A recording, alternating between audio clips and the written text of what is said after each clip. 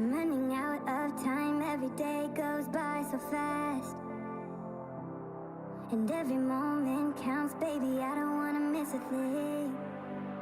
We can sleep under the stars, we can sleep under the stars, or hang out in hotel bars, driving somewhere in your car. We can sleep under the stars, we can sleep under the stars, under the stars.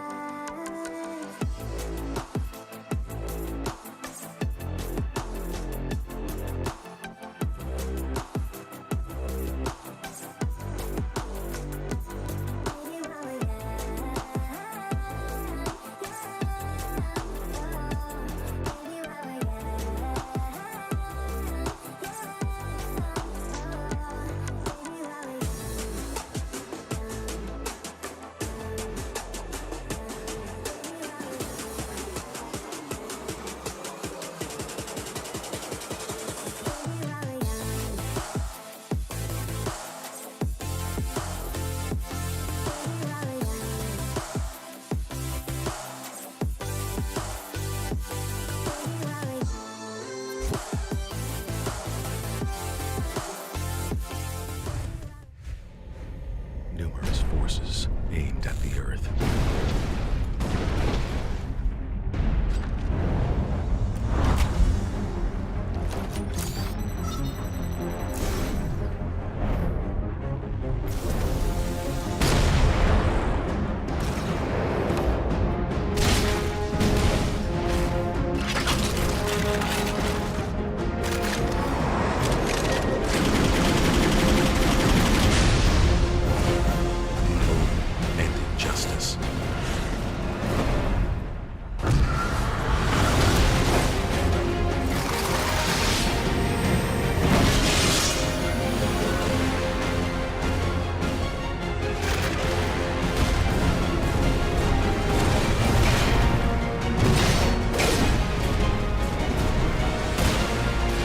Let the glorious battle begin.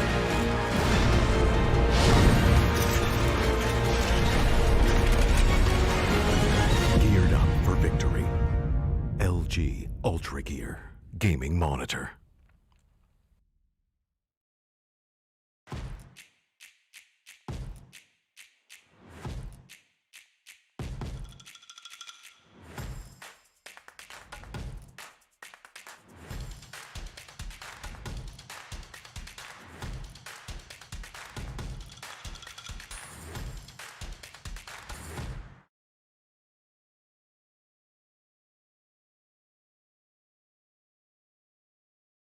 Hell Ranger 1 versus 5, and this is going to be Velocity Gaming winning TEC Challenger Series. The clock is ticking down. Velocity can feel it. Velocity have done it. 3-2. They take the grand finals and are your undisputed champions.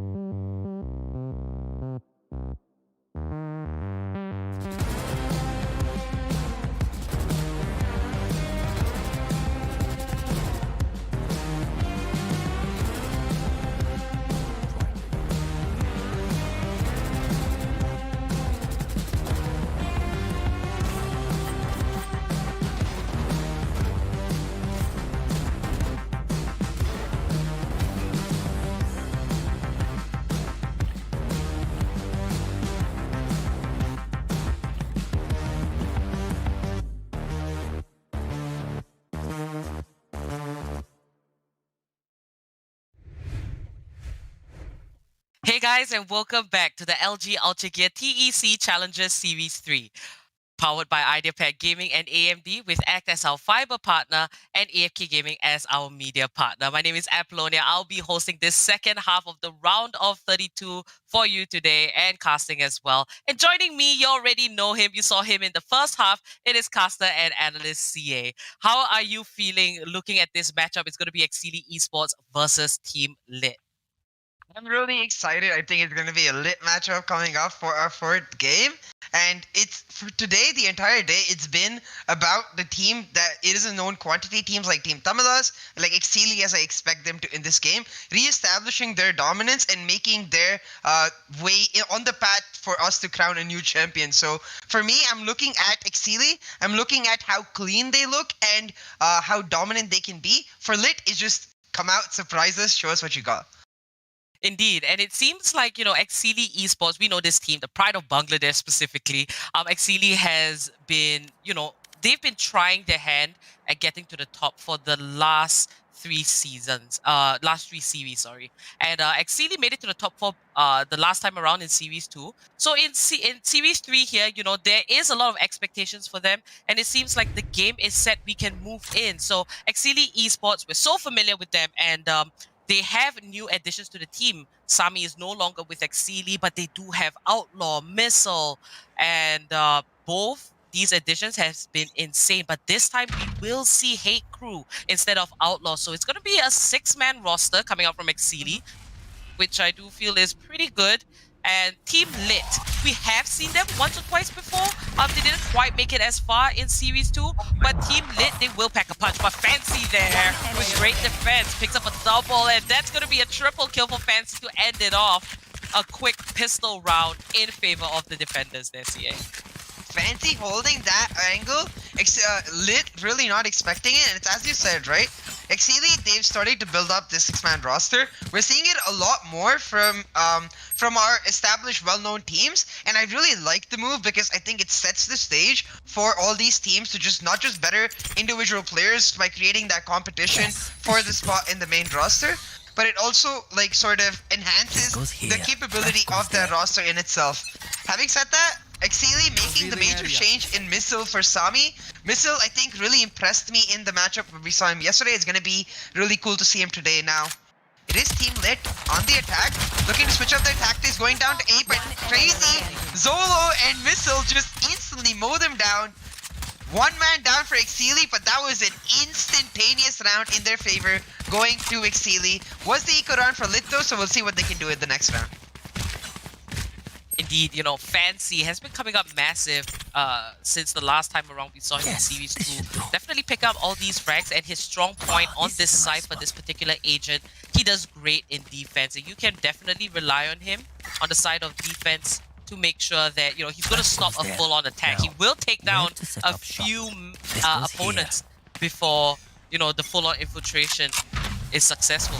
But Team Lit here, they would have to be very calculative on what they're trying to do. You do see them gathering. There's gunfights in the middle part of the map. Ace finds a kill, but Missile so aggressive with the gun in hand, pops out of the dark cover, finds the kill. Zolo as well as he chimes in. Last man standing is Aztec from Team Lit, and he's cornered. The drone is out, and that is going to be Ace taking him down. It seems like Exceeli is, they're not even playing very defensive. Yep. They are just rushing out of their domain and just taking Team Lit by surprise, especially Missile here when he managed to pick up a kill, just popping out the dark shadow.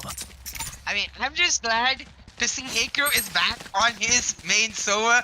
Love to see those shock dart kills coming in. As we expect from him, he's established himself as one of the best Soas in the tournament. But yeah, I definitely agree. This is exactly what I wanted to see from Exceeli. A dominant showing to establish the fact that they're the number 4 team coming in from Series 2. A team that is looking to get to the number 1 spot. As I say that though, all 4 members moving aggressively through mid, down to A. Missile getting a couple kills. Exceeli, they don't want to waste any time whatsoever. And now Team Lit, they have gone for an eco, so they do have an understanding of the game. But Missile just ends it off with the 4K there. Unexpected, he just went right in, got the spray off. Nicely done.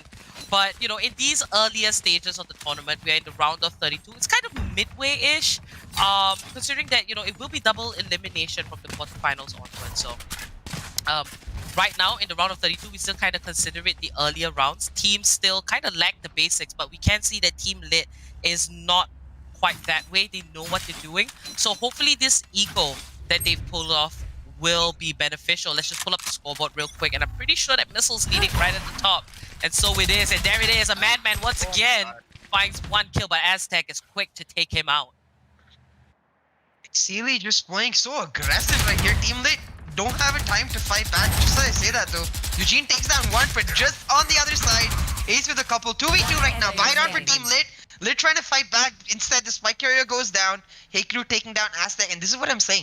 Exceeli, they're playing so aggressive. It's beautiful to see this team just sort of display their raw capabilities and caliber.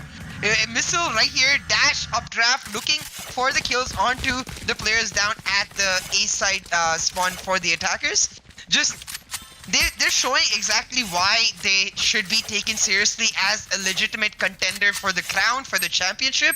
And Exceeli out here, not to debate, not to speak, just to take them down.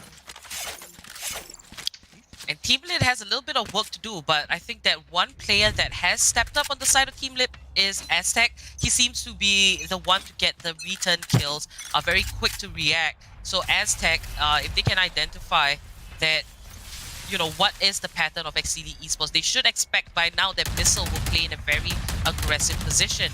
But this is going to be Rafi just walking up to Missile, and he might just be caught by surprise. He doesn't quite see Missile, he drops the spike as well. Now Witcher and Eugene, they both find kills. Missile will take down Aztec, however. 3v3, and the spike is in favor of Exceeli. But Missile just got taken down by Eugene, and that's a 3v2. Looks like Team Lit has kind of figured out how Exceeli approaches these rounds. And Fancy here, he has clutched a number of times. Exceeli with the man down. He's going to take a step out of this dark cover. Finds a kill on Witcher, but Eugene with the third kill takes Fancy out. But Ace will find Eugene to stop his rampage, and it's a 1v1 situation between Ace and the last member, Nova, on the Sage. And, you know, we've talked about the Sage so many times, about how this agent is just really hard to work around. But let's see if Nova will prove us wrong, and he does, as he takes down the last man of Exceeli. First round for Team Lit. Team Lit pulling off that round is going to be huge for them, because that was the round where they chose to buy once again. They're on the attacking half, so if they're able to just get a few more rounds like that, they would be very comfortable going into a defensive half. Because the one thing I like about Team Lit's composition is that whenever we did see the Sage in the previous rounds, it was always with 3 or more duelists, and you were always sacrificing utility to bring in the Sage. This Sage is much more comfort. There's only the Phoenix, who is the duelist. Every other sort of utility fulfilled by the other teams. So Sage might actually end up being useful, we'll have to see. But now run it back, popped by the Lit player, Witcher, looking for a couple kills, will find Missile and then come back. That is mid control going over. We'll see how Lit is able to execute on that, with Aztec getting another. They're looking to push in mid. Rafi, Witcher each getting one each, and Team Lit, they just seem to have woken up. They're taking the fight to Exceeli now. They don't want Exceeli to come to them, and Team Lit fighting back.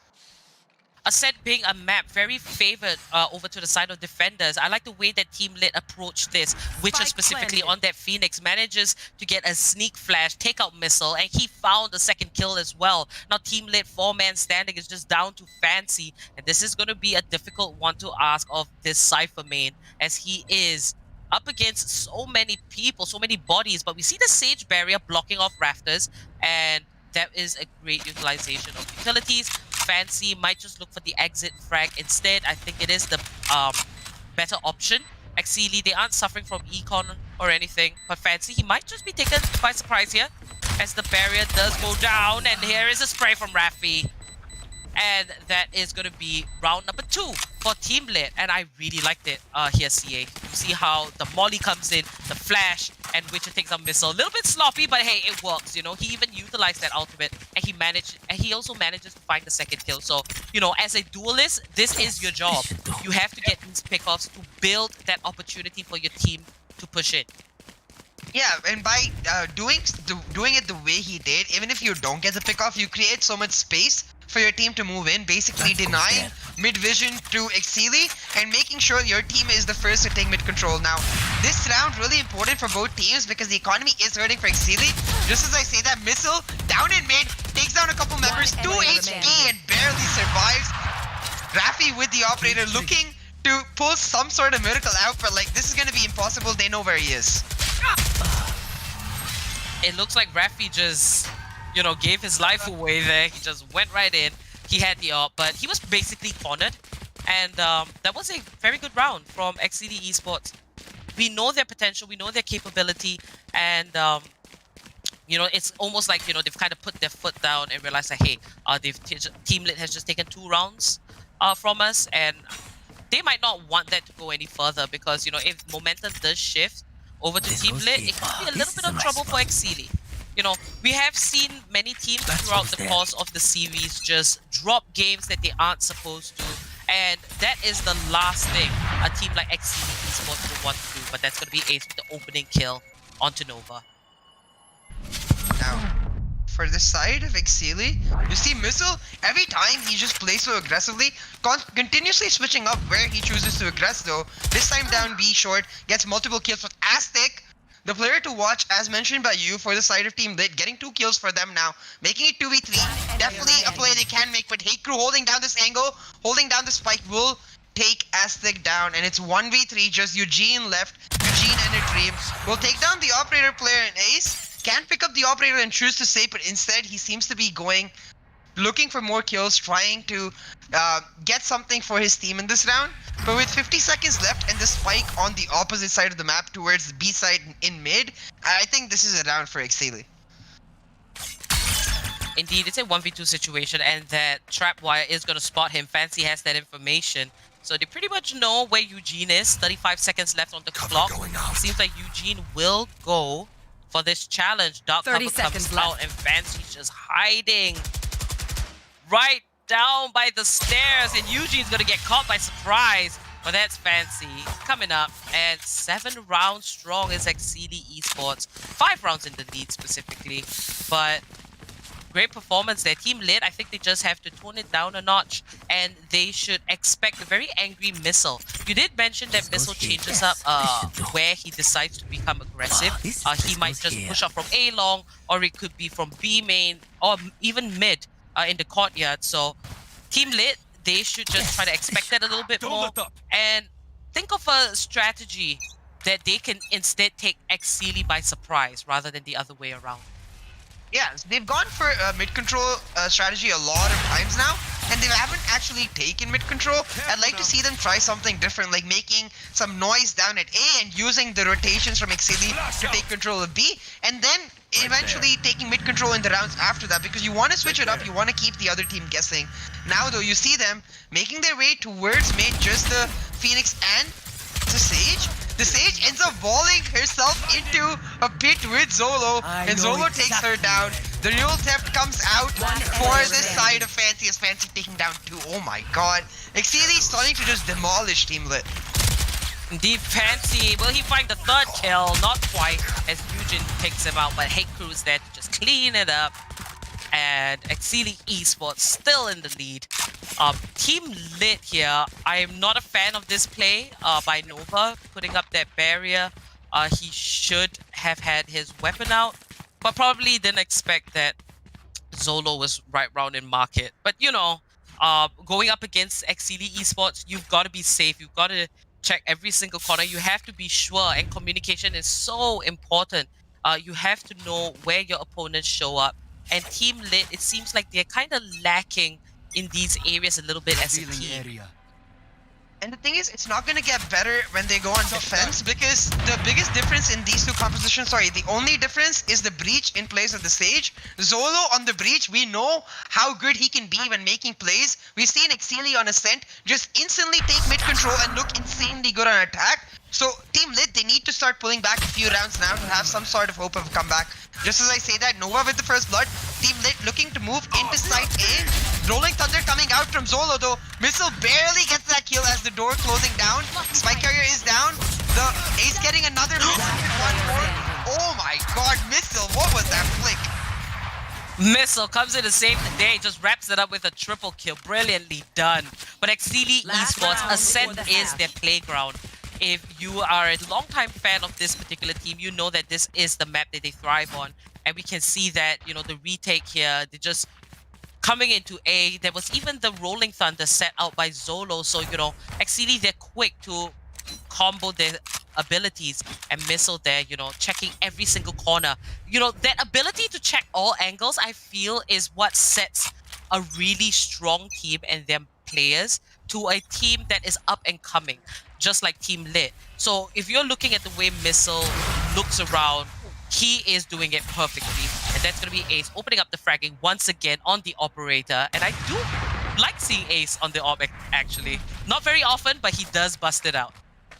Yeah, that's why I was so just flabbergasted with that kill because we don't get to see Ace on the operator, and him showing a really nice sort of flick, a mini flick of sorts is nice to see.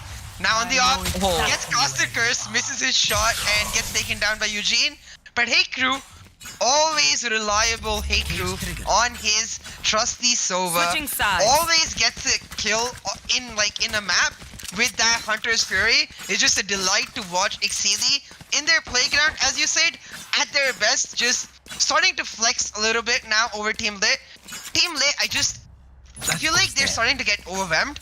And that's an issue we get to see a lot with new teams, where you're not used to the competitive setting as a whole. And when a top team like Exceeli comes and starts dominating the match, you start to forget what your identity is and the plays you want to make as a team. And that's one of the major things I think Team Lit need, because they made it to the round of 32 by no joke. They are a good team, clearly. They just need to start showing exactly what makes them a good team.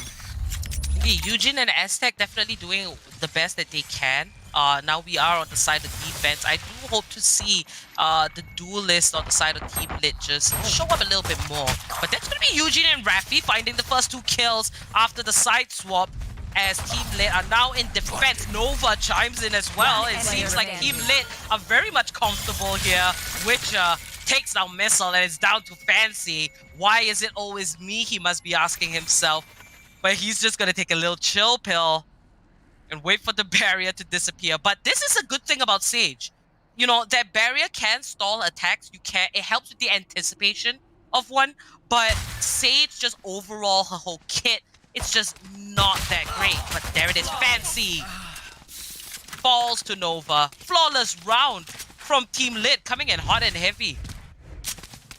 Now, I think that round, Team Lit did really, really well. As you said, the Sage barrier, denying the sort of push immediately. Even if you take it down, it gives so much information to your team to ensure that the rotations come out to be able to support that side push. What I want to see from Exceeli though is a mid push, or because I am not expecting the Sage to be in the mid side looking to barrier the mid side. And with the breach, what you can do is just take out either angle of the mid area and then push in with the jet dash. But right now, Exceeli not choosing to do that specifically, the spike moving towards B, but multiple members moving towards A. They're looking for that. They did not check this angle though, and Rafi sitting there takes both of them down. Need to check their right side. They just end up not giving Rafi the respect he deserves for being in that position, and Rafi just plows them down for it. Aztec with the Ares finds Fancy, and it's just down to Zolo and Hey Crew from Exceeli, which finds the Sova, and it's just the last man standing. Zolo gone solo, and he finds the kill onto Rafi, but it's still a 1v4 situation. But there it is. That's a really good seismic blast, but Eugene takes him out. And that is going to be the 4th round for Team Lit. So, you know, it was an eco round, so it's understandable that Team Lit will take it. But what matters is the next one, because if Team Lit, with all that investment into the Ares, the Spectres, if they go to waste, that's going to be bad news, because they wouldn't quite be able to try and come back from it. Yeah, the fact that Exceeli were 10-2 coming in from the first half, it gives them such a big cushion of sorts to be able to lose the first few rounds. Now Exceeli full buys, Fancy on the Odin. That's going to be really interesting, just spamming down that spot, expecting someone to come in. Exceeli though, they're looking to move towards A side. They're smoking out mid, baiting the mid play, looking for picks before they move on to A side. Move on to A side, especially through mid, to make sure that they can bypass the Sage barrier that just came out. This will be such an important round for both teams. Full buy for Exceeli. Similar weapons for Team Lit. Zolo taking down Rafi. Missile taking down Eugene. Exceeli look like they're back into their groove with the full buys. Oh my god. Sage gets taken down, and Missile just got squashed by the door, but Witcher will find the double. And Team Lit with the man disadvantage. They're up against members of XCD Esports as they are on site. The spike can be planted. Zolo takes out Witcher, and Zolo with the triple wraps that up. And this is XCD Esports just bouncing back. So it does, you know, I don't want to say that the pistol rounds and the equal round after that was a fluke for Team Lit, but XCD Esports, their dominance is hard to ignore. Yeah, the thing is, in the first few rounds, Exceeli, they were playing a much more reserved playstyle in the sense that they were waiting, looking for picks before they committed to a site. In this round, they're just like, guys, we'll smoke out mid. We'll see if they make a bit too aggressive step. Maybe they make a mistake, we can get a kill. But when that doesn't happen, they're just like, we're going A, and they just go. That's what I like about Exceeli. Like, they have this ability to understand exactly what each person's role is when committing to an engage, and that's when they look at their best. So I want to see more of that sort of committed gameplay from Exceeli. You don't have to be aggressive. You can wait till even the last moment of a round, but when you're going, I want them to commit together as a 4 or 5 man stack and then go for that site. Indeed, it seems like Fancy with the Odin, he loves this spot here. He's just going to spam, but Aztec, I think he will be safe from those bullets just coming through the wall. But it seems like there is a little bit of a pause, must be a few net issues, but not to worry, we'll get back into it. But let's just take a look. Missile has a whopping 20 kills, followed by Zolo with 12, and Eugene has 12, and he's the top fragger of his team. So Missile here coming in heavy. It is his debut, kind of with XCD this time. But Fancy, that actually worked. It worked because it's a popular spot for a recon bolt on a Sova, and Fancy just completely predicted that. And I think that is the edge when it comes to the players in XCD over Team Lit. But there it is. Zolo finds the kill on Nova just to even out the scoreboard a little bit, and the fighting potential for V3. Team Lit loses 2 members. That's going to be the 3rd member they lose. They lose another, and it's down to Witcher. Pops to run it back, but it's not going to be a good time as Zolo waits. Sorry, Missile waits for the perfect headshot. I have to say, Missile, Match point. The fact that we haven't missed Sammy at all in this series is something that is to note, because Sammy, one of the most prolific players for the side of Exceeli, he's been perfectly replaced by Missile. Missile has been on point every single time, just getting the constant headshots. This guy's mechanical capability is off the charts. Exceeli looking extremely strong, 12-4, looking in this match point round to just finish it off. We'll see what they're able to do, if Team Lit is even able to fight back whatsoever. Now Missile, all XCD Esports needs is just 1 round. Pretty much of a stomping here. Missile will take down Witcher, he dashes, but kind of misses Raffi there. Gets taken down by a Bucky, and 2 down on both sides. And we see the neural theft from Raffi, Nova, and Aztec just taking full advantage of that. It's down to Zolo. Will he pull off the impossible? And that is a headshot onto Nova. 1v2 situation. We know Zolo. We know his capabilities. And there it is. The rolling thunder just connected Raffi, and he wasn't able to get the spray off. Now, you see Zolo has that information, and he is going to rush his way onto the A site. And it seems like the last member of Team Lit, he knows what Zolo is up to. The spike has been initiated. Will Zolo just clutch this one out and wrap it up for the boys? And Zolo does have the fault line. Just gonna launch it through with the flash and manages to dodge the bullets, but Aztec takes him down, and he easily has time for the defuse. Nicely done for Team Lit, and they will have secured 5 rounds. But hey, you know, we've got to ask them to get 7 rounds consecutively, winning 7 rounds consecutively, so that's going to be a little tough. Yeah, that's going to be extremely tough, but the way they're able to rally back this round, especially with not full buys for their entire team. Aztec, he was on the Bulldog. Raffi, he was on the Bucky. So now that they get a chance to get full buys for themselves, I'm expecting slightly better performance. But the same goes for Exceeli. Like, every time it feels like they've been pushed down, they're gonna come back like a spring with a vengeance. And Exceeli, they have 7 match points to do exactly just that. So Exceeli, it's their match to lose. We'll see if Team Lit is able to pull it back. Now. Indeed. And this is going to be Exceeli Esports just inching in quietly in A-Long. The barrier is up by Nova, and that's Missile just updraft into the sky. Will he get this next kill?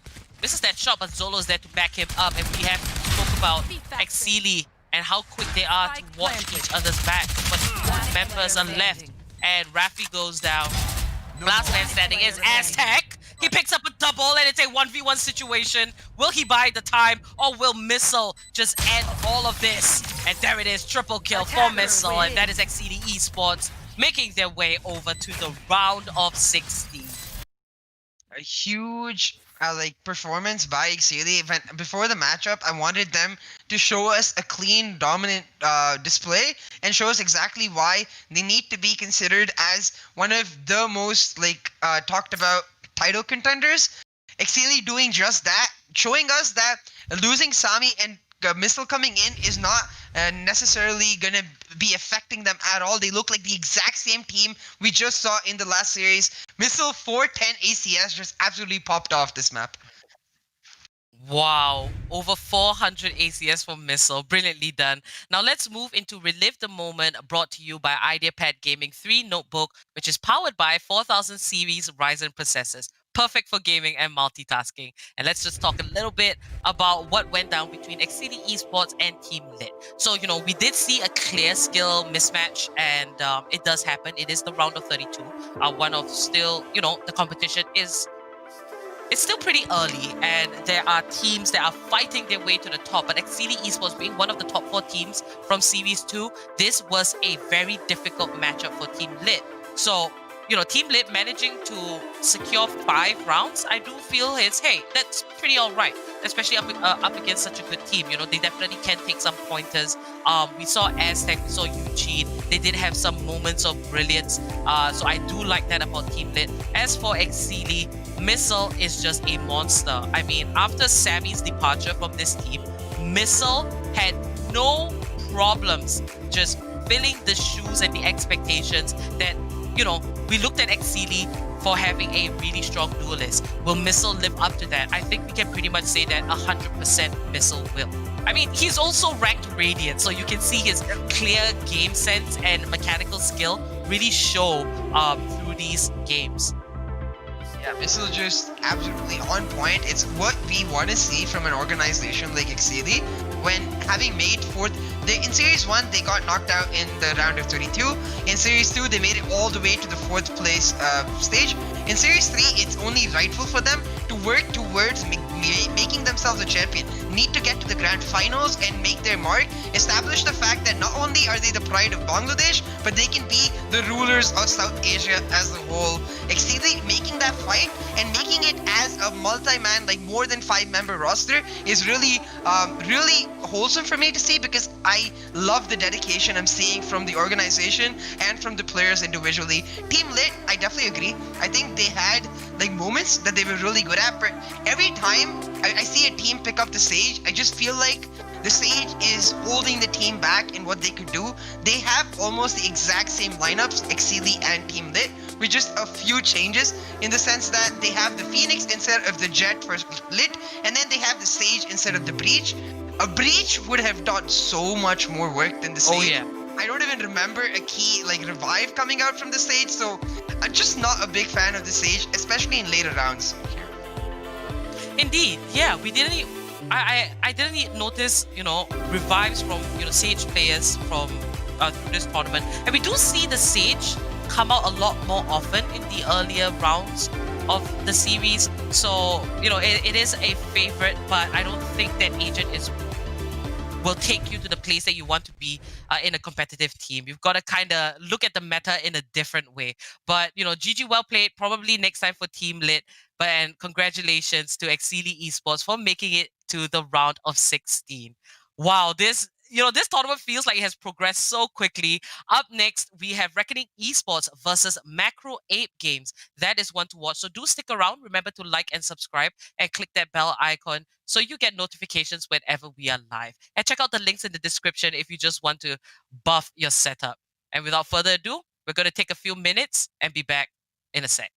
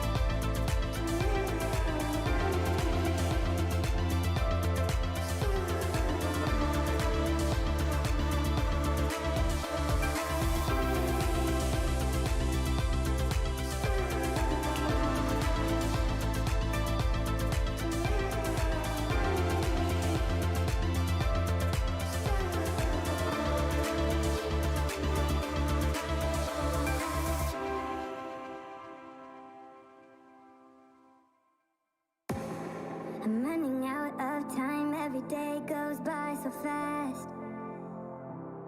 And every moment counts, baby, I don't wanna miss a thing.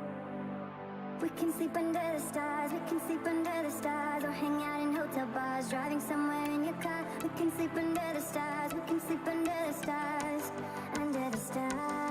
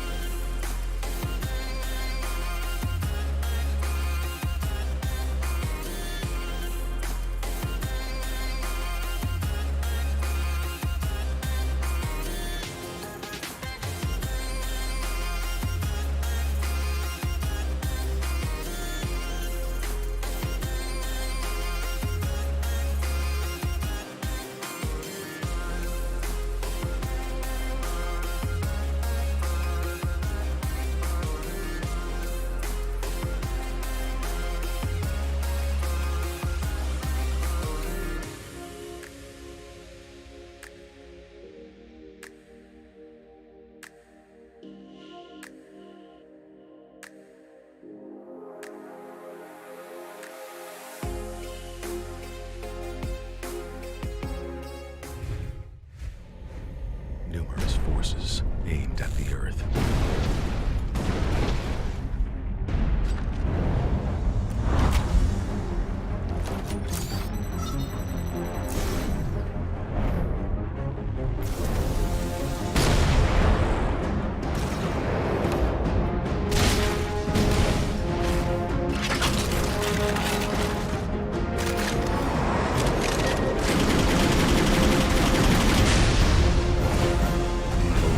And injustice.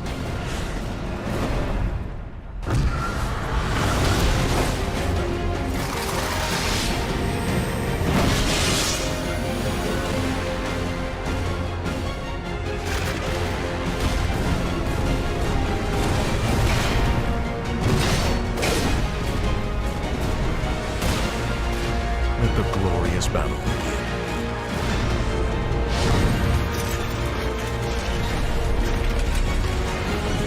Geared up for victory. LG Ultragear Gaming Monitor.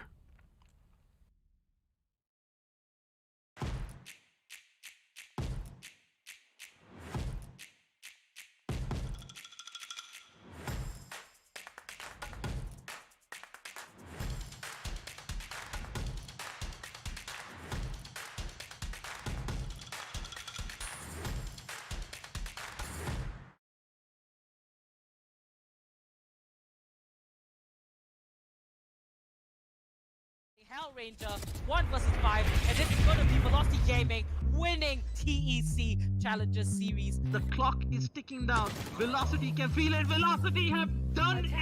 3-2. They take the grand finals and are your undisputed champions.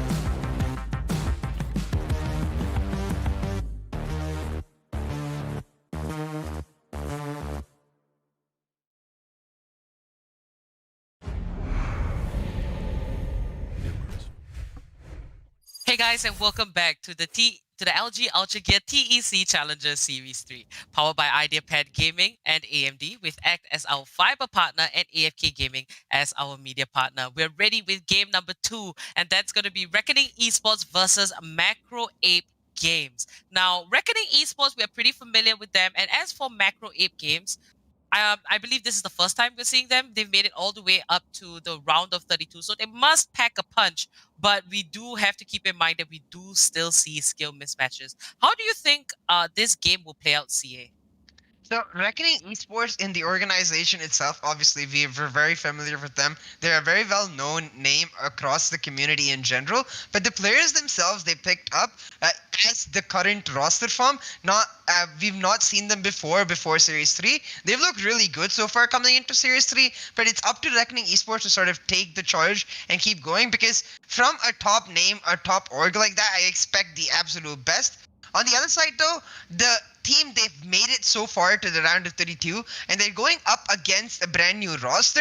It's their chance to just sort of cause a mini upset of sorts and make their mark on the tournament. Indeed, Reckoning Esports, this organization, we've actually seen them even outside of Valorant. They are an organization that are very familiar with FPS gaming competitively. So Reckoning Esports, if, we were to make predictions, I do think that Reckoning Esports might have the upper hand, but, the stage is set. MacroApe Games, they can show us what they're about. And if they have anything hidden that can take a team like Reckoning Esports with such experience amongst the members, if they can take them by surprise, it's going to be an upset for sure. Yeah, it's all about making proactive plays, taking your opponent by surprise by thinking outside the box. So we'll see if Reckoning Esports gets surprised or are the one with the surprises. Right now, though, we're gonna be moving into Ascent. So what I'm really curious about is the fact that Reckoning, what I've known from this team, or players particularly, like we know BRZ, we've seen him as a substitute for Global Esports previously. Like this player, we've seen him a lot on the Cypher. I think he is more of a duelist player, as we're seeing he's on the Jet. I'm really curious to see how Reckoning is going to come out with their sort of own brand. On that note, they have 3 duelists, Apo. What do you think about that? 3 duelists. They seem to be really aggressive. We have seen that before on a previous team. But Reckoning Esports, I'd like to know what they can do with these 3 duelists. But nonetheless, there's no initiator, no Sova. So how they're going to acquire the information, it's going to be a little bit tricky. But Catalyst will be the first to find the kill onto Rio. And MacroApe in a decent spot, but Zecto taken down.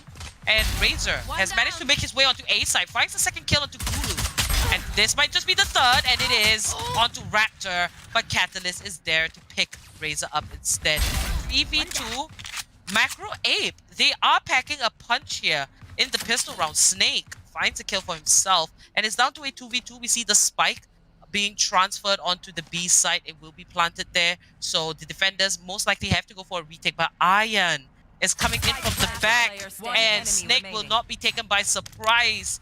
He did manage to get that kill. Now it's down to Teflon Mike. Last man standing. Spike has been planted. Will he be the savior in getting this first round for Reckoning Esports, just to get the momentum started for his team? Yeah, MacroApe definitely looking really strong, and a team to not take lightly by the side of Reckoning Esports. Now 1v2, Teflon Mike holding the spot. There are people walking in from the same angle. CT spawn long. He has the Sheriff, can look for multiple one taps, knows exactly where they are. Spike going down, gets one, gets another. Gets one, Mike. What an insane way to start off this map for us. That clutch was absolutely amazing. Teflon Mike. Oh my goodness. MacroApe took a while to rotate. I think they were a little bit confused there. I'm not sure why. And you know, you do see and you can hear that the spike is just ticking. It's about to blow. So you can see they're scurrying onto the site. And Teflon Mike here, great positioning, manages to pick up both those kills. Missing a few bullets, but not to worry. But that was a really good round for Reckoning Esports. Now, MacroApe Games, they should approach this with they should approach this round with an eco, as Reckoning Esports, they did get the upper hand. Now Rio, Investor in the Spectre, finds the kill onto Catalyst. Teflon Mike also finds another onto Raptor, and this is gonna be Zecto with the pistol, and Rio finds him. And down to the last member, Snake, with only a classic in hand. He spams, but Iron will clean that up. And that's 2 rounds secured for Reckoning Esports.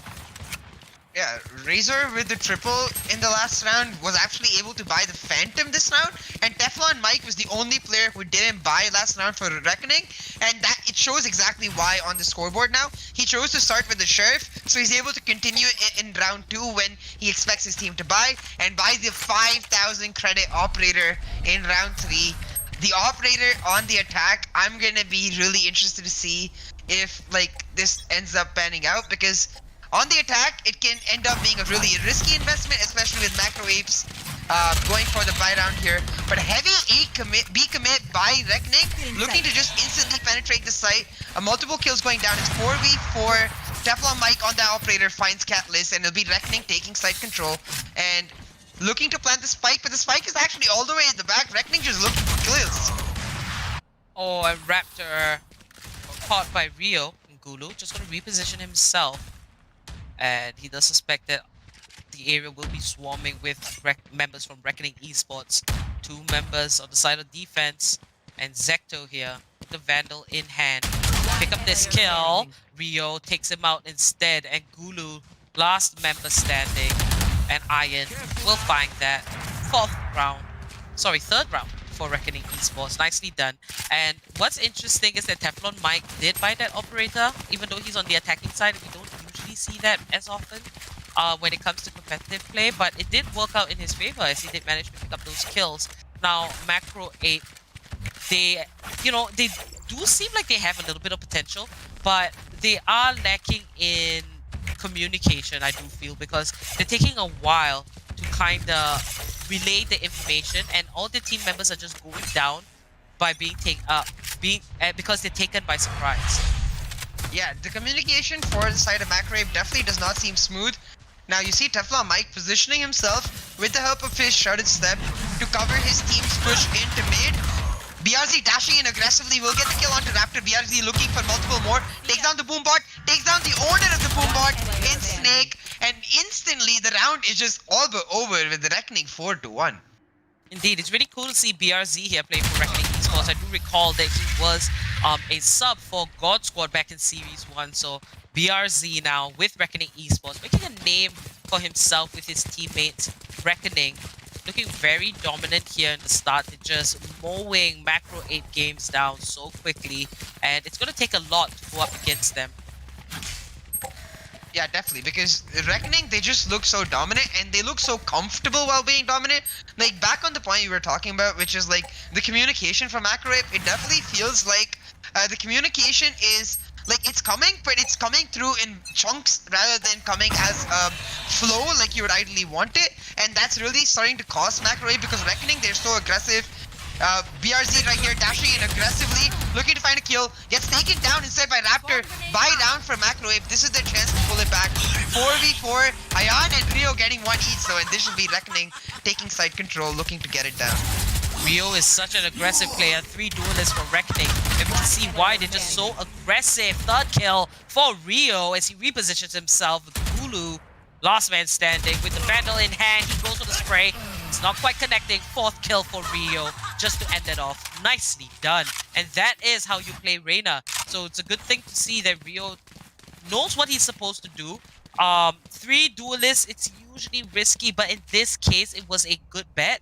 As MacroApe kind of feels like they are not ready for this quick aggression and quick pickoffs coming out from Reckoning Esports. Yeah, it's just really nice to see when a team sort of picks up something that is not necessarily meta and then showcases it as their identity. Reckoning, they look so bloodthirsty, they don't even bother picking up the spike when going for plays like that. Like you can see now, the spike all the way back on the minimap, they just want to kill them. We will win the map by eliminating BRZ. Oh my god! Double updraft with that blade storm. What a beast! Reckoning just taking over the game right now. He only had 1 shot and he did not miss his chance. And that is Snake. Gonna find Rio. BRZ finds another kill and Snake with double onto Razor. But Teflon Mike taps him in the head with the Sheriff. Reckoning Esports just so dominant. But that's a beautiful kill from BRZ. There it is, and we see it. BRZ. Wow, you know, Jet, players that play this specific agent, which is Jet, they always come up with the most creative kills, and that's because the agent is just so mobile.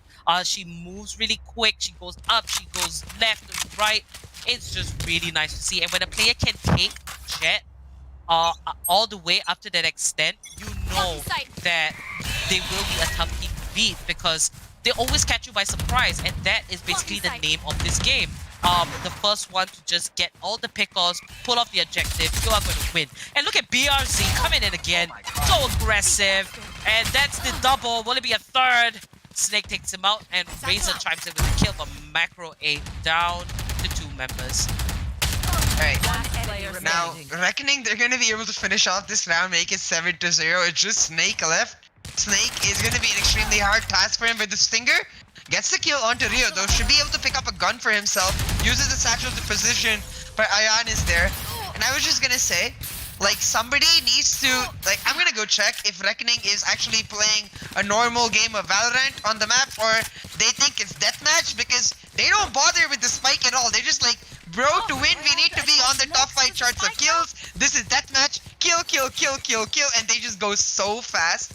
It's an absolutely beautiful sight to watch, because we talk a lot about in the other matches about control and like making up ground, winning their trades in terms of pushing into a site.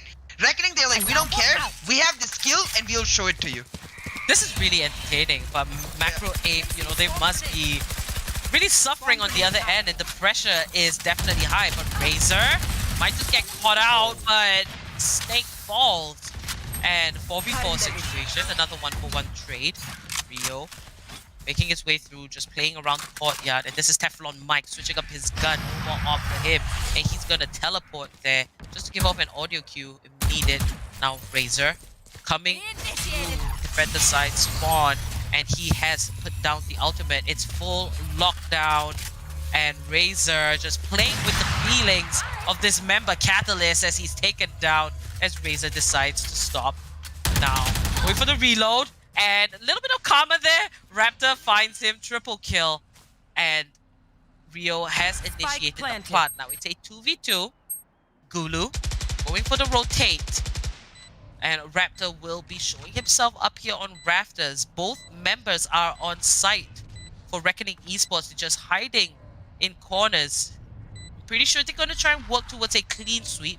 Now Raptor, he has to approach this very carefully, but Rio's just too quick on this Reyna as he repositions himself, doesn't quite spot out the last man, and now he does. Voodoo 1v2 situation, but Teflon Mike sprays him through the ceiling of under the rafters onto the last member. That was really well played.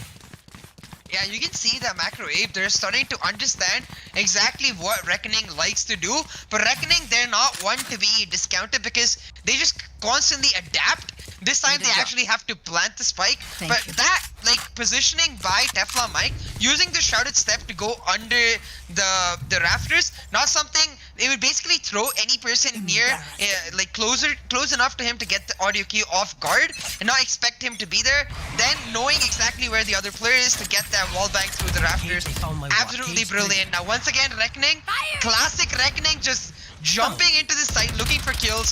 Gets spotted out by the trapper. Gulu will take down Razor as Ion takes down one. It's 4v4 on the map, but Raptor takes down another. BRZ answering back. Kill after kill after kill. The teams are at each other's necks, but it's Reckoning who's coming out at top. Indeed, a very fast-paced game. A lot faster than what we have seen. Rio here just moving onto the site, and that is going to be Gulu with the great defense. Another kill for him, but Teflon Mike is there for the return, and Zecto, last man standing, 1v2 situation. And this time Teflon Mike, he might just go for the plant instead. I mean, he is on site, but it seems like I'm not quite sure what the plan is. Alright, spike has been planted, and Zecto just going to back away. Does he think it's A side? Not quite. Might actually go for the save. So Reckoning Esports, this will be the 9th round that they secure, and they are very quick. I mean, 3 duelists. There's no other way that you can expect them to play. When you run that many offensive agents, you have to go ham or go home. So what Reckoning Esports, it's definite. What they're doing is definitely correct. It's just that I would like to see if this is their distinctive playstyle, and if they do progress in this tournament, how is that going to work out for them? Because if I do recall, 3 duelist compositions are not usually the best because it doesn't quite play out very well when you're on the side of defense. Yeah, the issue with 3 duelist compositions, Zecto getting a kill, this Reckoning would take the round, but like, the issue with 3 duelist compositions is that they're not sustainable. What Reckoning is doing right now is the right way to play 3 duelists, and they can do this in the future against better teams, but the problem becomes the better teams, they're much faster to adapt to this playstyle than MacroApe necessarily is. And once the adapting is over, with 3 duelists, you have no other playstyle to go towards you. It's very hard to take mid control because you don't have that extra utility to help set up your duelists, and that's where the factor of the composition comes into play. So it will be really interesting to see if Reckoning continue this playstyle going forward, or if this is just something they're using to gain confidence for themselves and make some flashy plays now.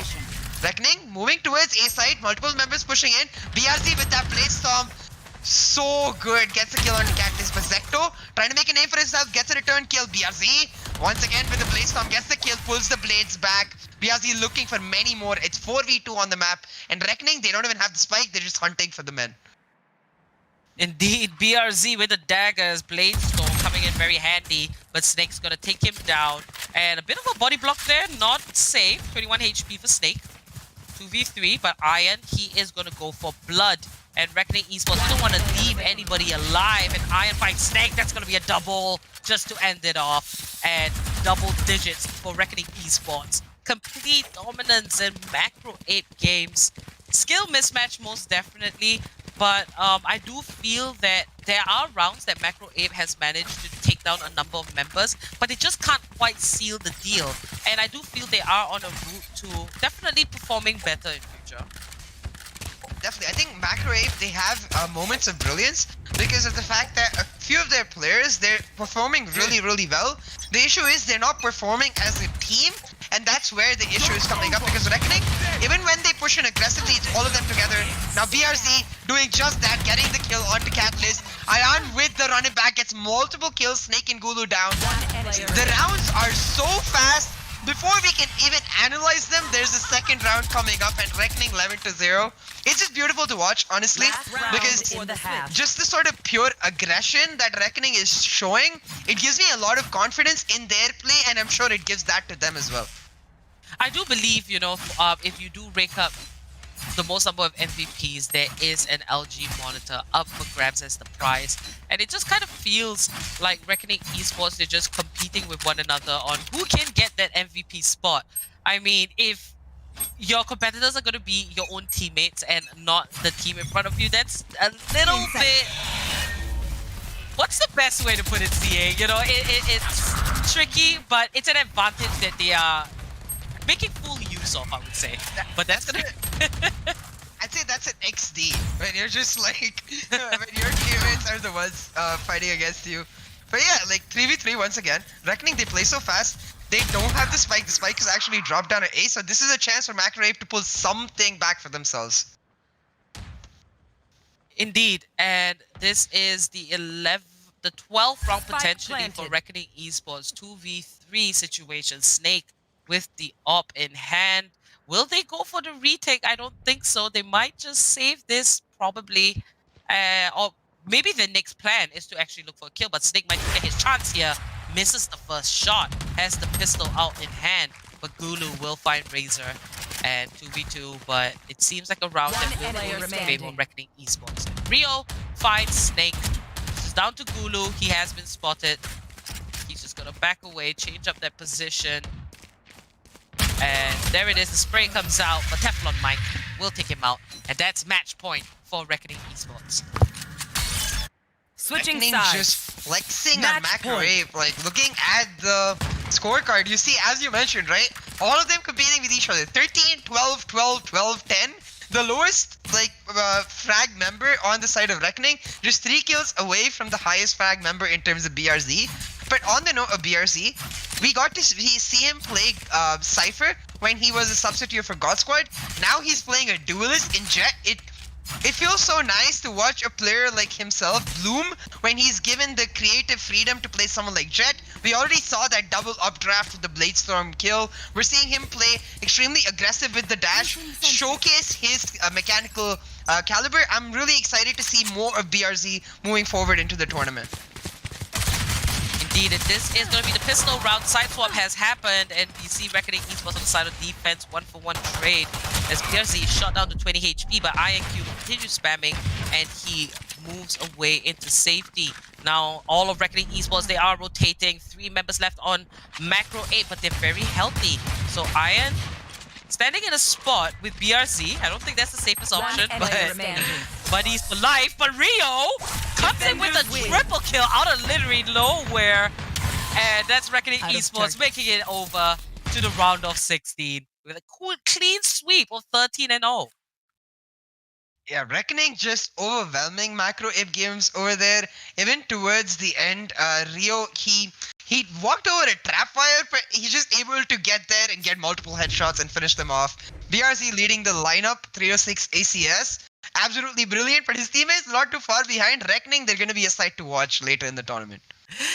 Indeed. All right, let's move into Relive the Moment, brought to you by Ideapad Gaming 3 notebook, powered by 4000 series Ryzen processors, perfect for gaming and multitasking. Now, when you're looking at Reckoning Esports as a team, they have definitely shown us their dominance. I mean, to dominate is one thing, but to go with a clean 13-0 score is another. And I do feel that we can look to Reckoning Esports to definitely make it to at least the quarterfinals. I am going to set some expectations on this particular team, only because, you know, the players have a very rich history in competitive gaming, and I do look forward to seeing them excel. As for MacroApe games, it's not their time to shine exactly, but hey, you know, tournaments like this gives them an opportunity for a taste of competitive. But I did feel that despite losing every single round, they still kind of looked for ways to approach the rounds differently, but it's kind of like the mechanical skill kind of got in the way of them executing their plans.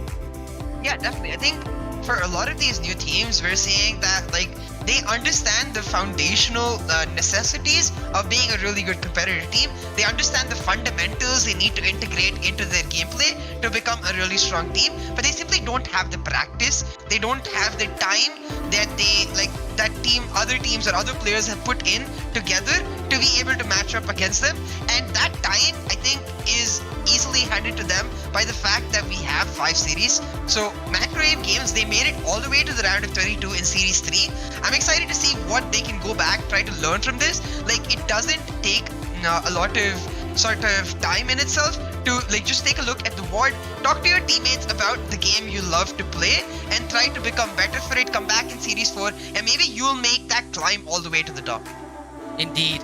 And a really great performance from Reckoning Esports. Congratulations once again for making it over to the round of 16. I really enjoyed watching that match, even though it was really quick, but that was just pure dominance from Reckoning Esports, and it's great to see players that put in a lot of hard work just excel and pull off really flashy plays. Now, the next game coming up, and the last game for today in this second half, it's going to be Global Esports versus Team XFactors. So that is one to catch. Global Esports did place second in Series 2, so they are a top team, and they have had a little bit of changes amongst the teammates. So I'm really excited to see what they are going to pull out now. Now, remember, guys, there is a massive sale on LG monitors, and if you want to buy one to buff your setup, do check the link in the description. I think now is the time to treat yourself. Remember to like and subscribe and click the notification button so you get notifications whenever we are live, and you can catch all of this tournament. So do stick around. We'll be back in a few minutes with Global Esports versus Team XFactors.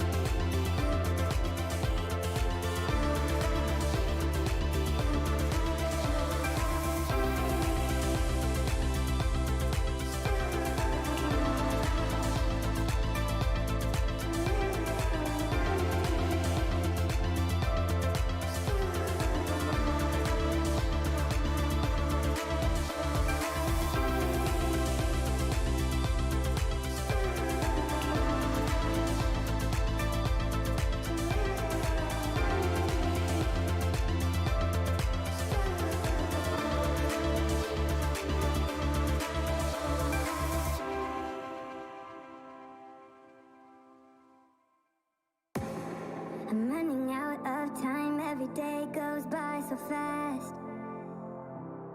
And every moment counts, baby, I don't wanna miss a thing. We can sleep under the stars, we can sleep under the stars, or hang out in hotel bars, driving somewhere in your car. We can sleep under the stars, we can sleep under the stars, under the stars.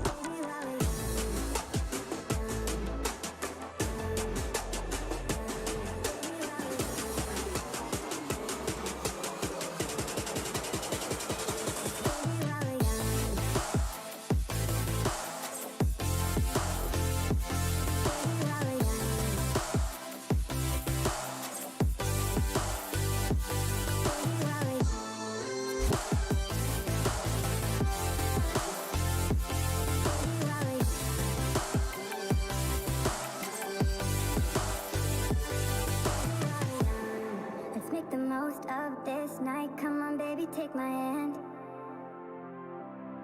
And we don't need to do the things we don't want to do.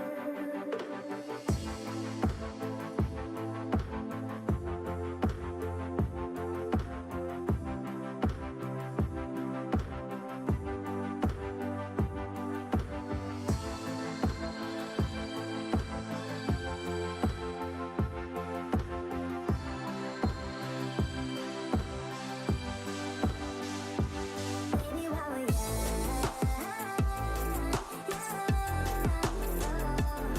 baby, while we're young.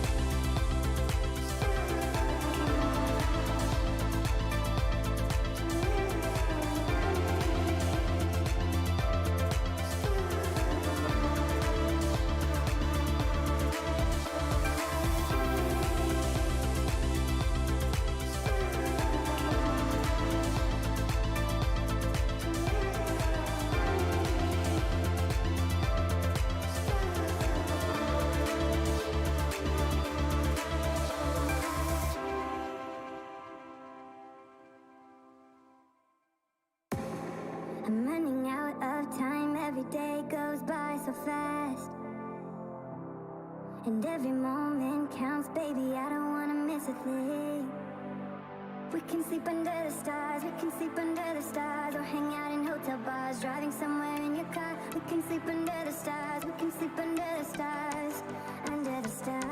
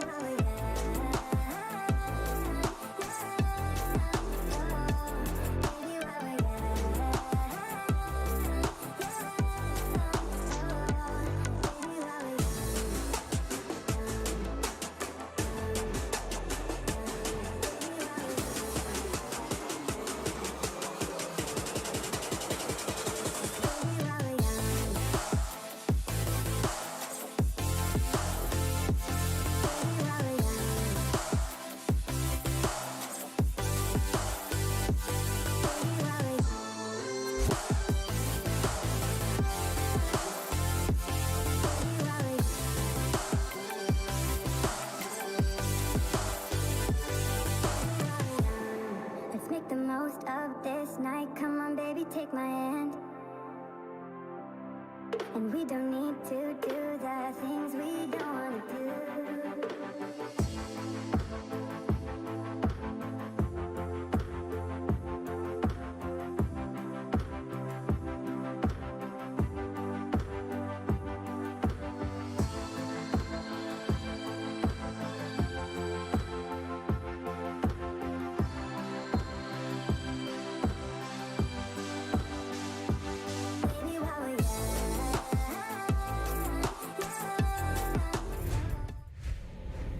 Numerous forces aimed at the Earth.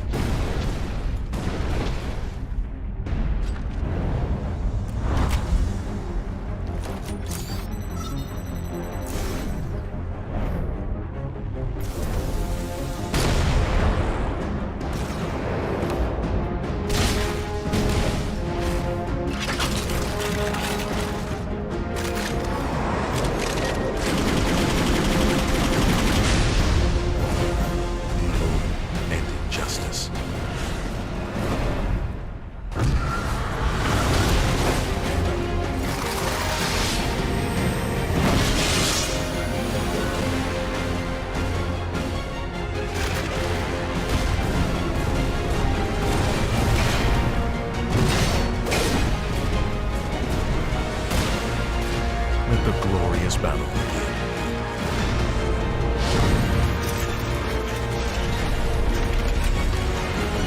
Geared up for victory. LG Ultragear Gaming Monitor.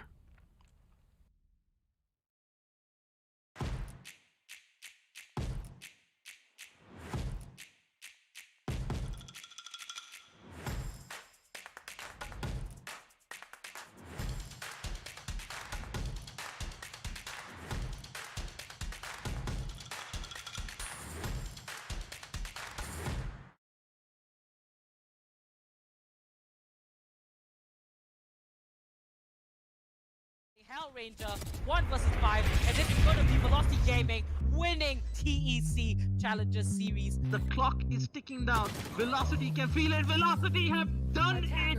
3-2. They take the grand finals and are your undisputed champions.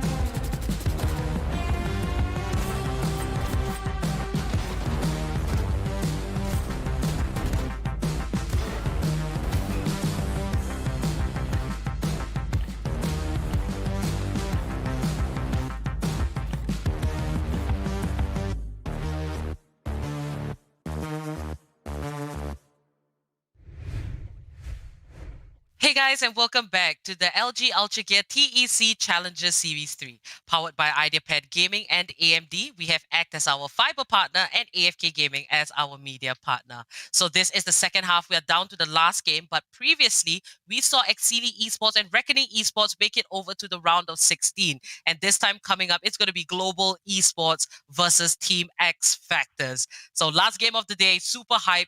And CA, I am looking forward to this because Global Esports, they have changed up their roster quite a bit. Even the existing players, they have changed their roles as well. They are on different agents. So it's going to be really cool to see if they are going to stick to what we've seen before or it's going to be something new. Like Kappa was on Raze at one point, and we also saw Hellranger on Phoenix. Now, for Global Esports, we have that. And Team XFactors, we happened to see them the last time on the round of 256 on the first day, I believe. And they kind of had a walk in the park. It was an easy dominance for them, but they are up against Global Esports, which placed second in Series 2. How do you think all of this is going to pan out? I mean, their first game, it was the first ever game of the Series 3 that I got to watch. It was just a brilliant game by XFactors. And as you said, a walk in the park for them. But this time it's going to be really difficult even getting into the park because in front of them is just this massive giant sitting there in Global Esports. As you said, right, they made a couple of changes. One of the most notable changes was SK Rossi coming up with his duo partner, so to say, in skills. And if skills was anything to go by, SK Rossi just seems like he's brought in this new wave of just pure confidence, like almost borderlining on arrogance, but it's not because he backs it up with his plays. He's just been flexing on every single map that they played so far. Out with the judge, he executes so many people. It's going to be, like, for me, I'm going to keep my eyes on SK Rossi again, see what he can do. As I look at the scoreboard, though, I'm seeing Kappa once again on the race. Kappa was amazing on the race last time around. This will be a sight to watch. Oh, Kappa, we know this man for having so much experience when it comes to competitive gaming. He's been in the scene for a long time now. Not saying that he's old, but Kappa, rich with experience, and that can definitely pay off. Now, Kappa with the Boombot, both of them are going to be taken out. Team XFactors, they're going to be attacking, and this map split. Global Esports are so strong in this domain, but Madara finds the first kill onto Kappa, and Team XFactors look to take this first round by storm with the man advantage. We do see a push coming in for the B site, but Rossi is here to rotate. Blackhawk is just waiting for the right time. Madara finds his second kill onto Rossi. Skills chimes in, takes down Wild, but Global Esports still in a little bit of a pickle. Not Sai on site, and Hellranger coming in with the rotate. Darkslayer takes down Blackhawk. Madara has 3 kills, and Hellranger is the last member standing. Not a very strong start for Global Esports, but Team XFactors, they didn't come to play. Well, they came to play technically, but they came with a vengeance. They have a goal in mind. Yeah, I like the fact that Team XFactors, so XFactors not really taken aback by the size of the opponent they're facing. For them, they're just like, we're playing a game of Valorant, and we're gonna do what we're best at. Really strong mid push coming in from them, taking down the Kappa in mid, B Heaven with his instant headshot. Really well played by Madara throughout that round. But what's really interesting for me is we see this a lot with really big teams. They usually take the first few rounds to settle into their groove, and then the buy round is what ends up mattering. So I'm going to be looking at Team XFactors to close out this round and the next round very cleanly before I start to believe that they genuinely have a chance. I think they have the potential.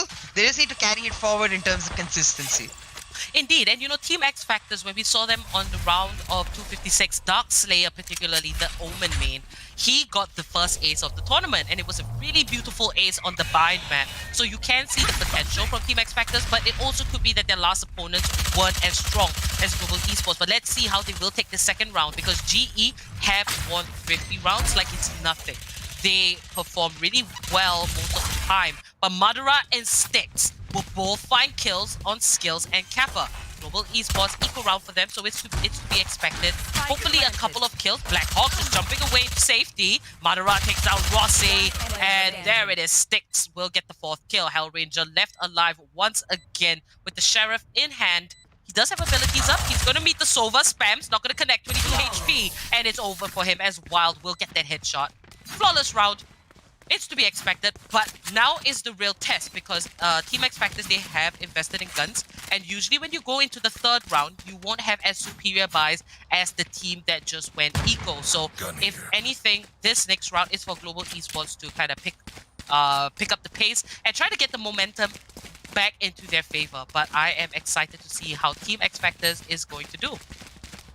Yeah, I really like the fact that they got the last round flawless. As I was saying, for me, there's 2 steps for them to really establish their mark in this map. Number 1 was win the advantage round cleanly. Number 2 is right here. Global Esports on the buy round. It's going to be up to XFactors to switch up their gameplay and bring something surprising to the table. Now, you see XFactors, they're only 2 people down mid, 3 people down the B garage area looking to push in, looking for picks in the mid side before they commit to a site in particular. SK Rossi holding down A by himself. The rest of his team members, 3 of them down at B, 1 down at mid vents.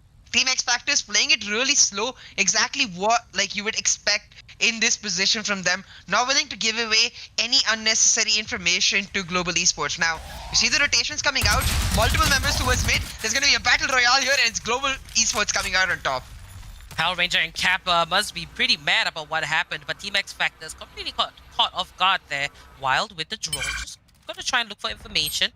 I don't think that's pretty successful, but Styx will take down Hellranger, and Team XFactors still a man down. They've got to pick up the pieces and figure out a way to make this work. Now, Global Esports, they're full buys, ready to go. And you did mention about Skills and Rossi just coming together as a package, because both of them are pretty much friends, and we can understand why Rossi was introduced to this team. Skills was the newest addition last series, and now Rossi and Black Hawk are new with GE. And, you know, we are still looking for a little bit of stability here from this team, but Rossi will find Wild. 10 seconds dashes left. in, 10 seconds left for the spike to be planted. Omen is on site, but Styx takes down Rossi, and he's not going to be there to defend any longer. Spike, however, has been planted. A little bit of moolah there, and there is a spray, but Black Hawk is quick to finish off Dark Slayer, and this will be the first round for Global Esports.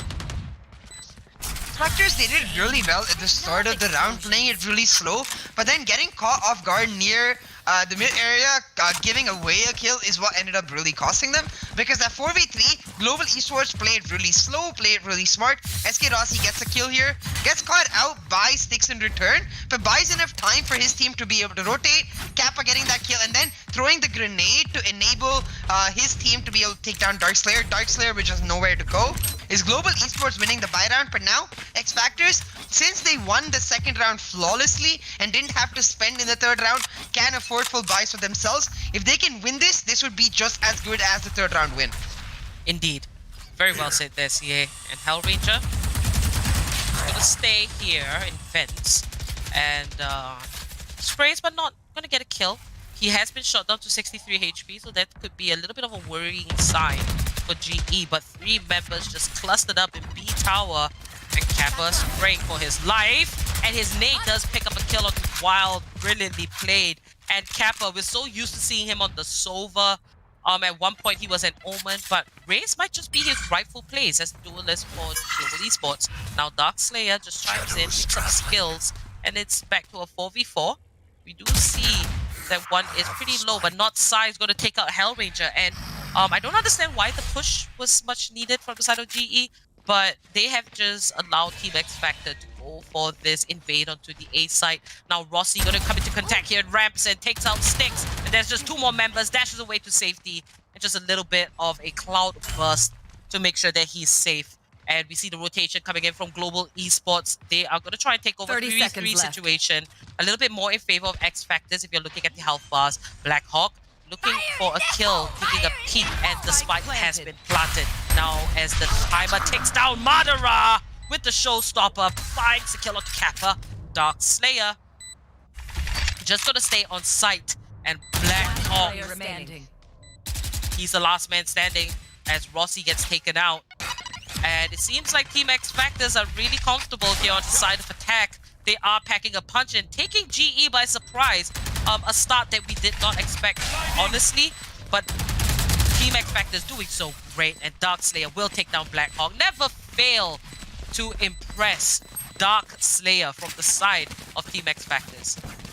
Definitely, I completely agree. Like, definitely not what we were expecting, especially considering this is on Split, one of the best maps for Global Esports. Team XFactors taking the fight to Global Esports and putting them back on their tiptoes. We'll have to see how Global Esports respond, because Team XFactors, they look confident and they look comfortable, and that's exactly the sort of thing you want to see from a team facing against a top tier team. Now, Eco Round, for the side of Global Esports, we'll have to see if Team XFactors can further the lead here, or if it's going to be one of those surprise thrifty rounds that we know Global Esports capable of. Skills pushing in a bit too aggressively, gives away the kill to Sticks, and now that's the Empress popped. Man advantage for XFactors, Eco Round for Global not looking so great. That's going to be Kappa taking out Sticks, but Madara's there to trade the kill. And Global Esports, a member down. Eco Round, just as you mentioned, CA. So Rossi here, he has the Blade Storm in hand, very much ready to try and pick off a few kills. But XFactors, they are approaching every round very cautiously. They are well aware of the juggernauts that they are up against. And I like the way that they're playing right now. And here it is, they're going to see Rossi, but he finds 2 kills! That's going to be a triple for SK Rossi! What was that? That was just what GE needed from the new member. Absolutely insane. And Wild's gonna fire Black Hawk. And what is Rossi gonna do here? He does have a gun in hand. He picked that up. And the Blade Storm very much ready. But that was an absolutely mad play. Will Wild stick this out for XFactors? The spike is being guarded actually by the last 2 members of Global Esports. So this is gonna be a tough one for Wild. He might just give this away. But it is a thrifty round for Global Esports, all thanks to SK Rossi. 10 seconds left. Absolutely insane. Yeah, that Blade Storm triple kill was just on point. And not just are they able to win this round, get a thrifty round for themselves, they're also able to save 2 guns. That's basically 5,800 credits in the guns, and the thrifty round adding a few thousand credits in sort of just advance, giving them such a huge plus in terms of economy, but more importantly in terms of tempo. With that triple kill from SK Rossi, I feel like the fire in Global Esports will be lit, and I'm going to be looking towards Global Esports to just sort of push in aggressively throughout all angles here, because that's the Global Esports we know. That's sort of become their identity in Series 3. They've been playing extremely aggressively, and I'm going to look to see if they can do that once again. Global Esports. SK Rossi now. He has the operator in hand. He's so ready. And there is a pretty good peek from Dark Slayer. Not going to quite connect, but you can see the bullet in the wall. It was close. Kappa will find Madara. Takes him out.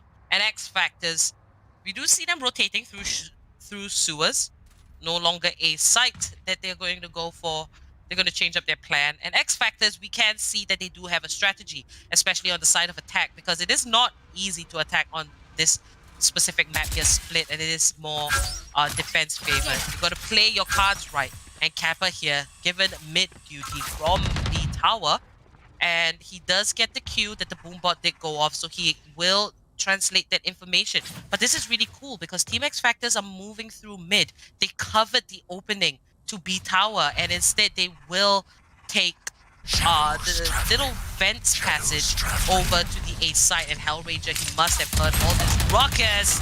Finds the kill on Wild, it sprays, takes out Darkslayer, but not Sai is there to return the kill. It's down to a 2v4, 30 and seconds frantically left. Global Esports coming in to rotate, but Team XFactors, they're going for the bamboozle, and they are rotating instead. I love the way that they are playing, because there is so much thought behind their movement. They may not have the same kind of firepower, the same kind of mechanical skill level, but they definitely are seconds left. showing that they have the brains. And let's see if this is going to work out, because Kappa has a bit of an idea.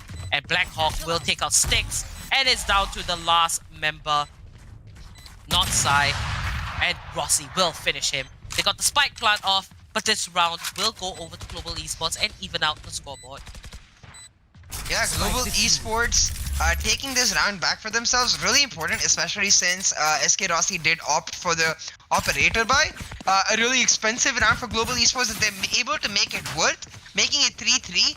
I think it's really important, as you mentioned, on the sort of defensive-sided map, that they get as many rounds in their own defensive half as possible, because XFactors, as you said, they're looking very sort of coordinated in what they want to do. They understand the different strategies available, and they're able to actually execute on them. So XFactors is a team that should definitely be considered a worthwhile contender here for Global Esports. Now, eco round for XFactors, they will not be able to afford it, and this is Global Esports' chance to take the lead for the first time this match.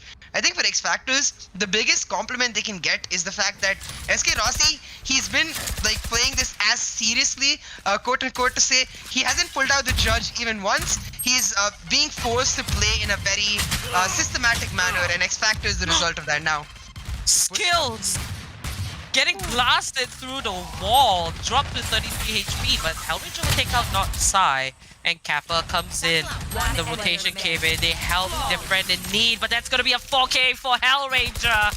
Nicely done, and that is the Hellranger that we know. He's back on the Omen, no more duelist duty for him, but I do favor Hellranger on this particular agent, very much so. Yeah, we saw Hellranger on the Phoenix, but Hellranger on the Omen just feels much more at home to me, because the Omen is a sort of agent that can dictate gameplay for your team. It can dictate where your team is going, how your team is playing with the smokes and the paranoia blind. So it feels much more in tune with the vibe of the leader that Hellranger is meant to be now. Leading the charge for Global Esports, buy round for both teams. XFactors, if they tie it back up right here, it would be absolutely humongous, because getting to 4 rounds is one thing, but keeping even with Global Esports completely different now. Kappa throws in the grenade down into mid, the grenade from Madara comes out, forces Hellranger to back off, and you see Team XFactors just playing it slow, not looking to commit to a particular site, looking to get mid control, and then move on from there. Indeed, and this is Kappa here. Just gonna watch very patiently. Rossi back on A side duty with the operator, which is a good choice here from GE. I like the way that they are spread out. We just gotta see XFactors just take their approach up a notch a little bit here. The scores are still pretty close. Now Hellranger is gonna wait it out, and Kappa has an idea, tosses in the nade, and it does find a kill onto Sticks, but it's gonna be a 2 for 2, even playing field, but not quite, as Blackhawk takes out Madara, not Sai. Just looking 30 seconds left. to help, and Darkslayer finding skills. It's a 2v2, pretty messy I would say, but nonetheless it could be anybody's game. Rossi with the op, not Sai, just gonna pull away, and Blackhawk is on site. He's playing Ring Around the Rosies with Team 10 seconds XFactors, left. and he might just get this kill. And there it is, Darkslayer gets taken down. It's a 1v2 situation on the side of Team XFactors. They played it pretty well, but it's not going to be enough. And a Rolling Thunder just for one member, but Notsai still kills SK Rossi. That's going to be a triple clutch from Notsai. What was that? Oh my goodness, what a play from Notsai. The Cypher. That was absolutely nuts, CA. That was insane. Like, through the Rolling Thunder, not only finds the kill onto SK Rossi, who's in the air, but also finds the kill onto Blackhawk towards the end. Pop SK Rossi, pop Blackhawk. Not Sai, you absolute maniac. Makes it 4-4 for XFactors, and being on 4 points so huge because they're on the attacking side. They've reached what we call the magic number. Every round they get now is an extra round, but not just that, the morale for the team, it's got to feel on such a big high right now with not clutching that round. Now Hunter's Fury comes out for Vile, gets multiple tags but no kills so far. Does a decent bit of damage though, and that should allow XFactors to try to get some good trades for themselves. XFactors playing it slow but now looking to rotate towards A, commit towards A, and that's the exact same time where multiple members leaving A. This might be XFactors looking to take the lead. Still in sight. Now Hellranger here, the Paranoia does connect onto Madara, but he's not going to quite get the kill just yet. And there is the spray, bit of trade, but Kappa chimes in, working in unison with Hellranger, and that's going to be another kill for Global Esports. As Team XFactors, they're down to 3 members. They put off an amazing previous round, but Global Esports, they're very quick to get these kills off of the attackers. Now the spike has been planted, and you can see the strength of XFactors solely because they managed to get these plants off against a team that placed second last series. Now, 2 members on site, not a very good position I would say, but Darkslayer does get the kill onto Hellranger. They're watching all corners. Kappa with the showstopper, he's gonna blast it, and that's a double kill, amounting to a total of a triple kill this round. Kappa with the raise. So XFactors, we could see the idea, but you know, clustering like that is just not a good situation, and Kappa had the showstopper in perfect time. Yeah, as soon as GE received information of their positioning from the kill going down by Darkslayer onto GE, Kappa pulls out the showstopper and they just run. They just run, like right there after Hellranger goes down. Kappa pulls out the showstopper and they all start running, knowing that they're all grouped up. And despite that, if Skills hadn't taken down Vile, I think that would have been a triple kill. And Kappa is just popping off, making it 5-4. But having said that, I have to give so much props to XFactors because, as you said, this team, they're facing up against our second place team from the previous 2 series, putting up such an amazing fight. Now switching up their positionings is Kappa and Rossi. Kappa getting the kill down onto Rams, throwing out the grenade should do a decent bit of damage. Kappa getting the lead for his team moving out. XFactors, they've changed up their strategy, no longer mid control, they want to push into A side. Oh, and Skill shot down to 28 HP. 2 members on the side of GE are extremely low. So Team XFactors, they can definitely go for this. Not 100% sure if they're going to commit onto A side. And we can see the rotation coming in. They might just pass through sewers and go for the B side instead, or choose a different entrance. And XFactors, you can tell that their gears are constantly running. And GE, they've got to be on their toes because XFactors, they are definitely going to give them a tough time. You can't sleep on this team. And it's pretty cool to see, actually. Now Rossi in B tower with the operator. He does have his trusty Hellranger by his side. That's going to be 1 kill for SK Rossi. Might just find the next. And that is another onto Sticks. Rossi saving the day once again. I do believe it's an eco as 30 well seconds for XFactors. So Global Esports, if they don't lose any members, this will carry over to the next round very nicely for them. Wild with the recon bolt, and Hellranger wraps it up.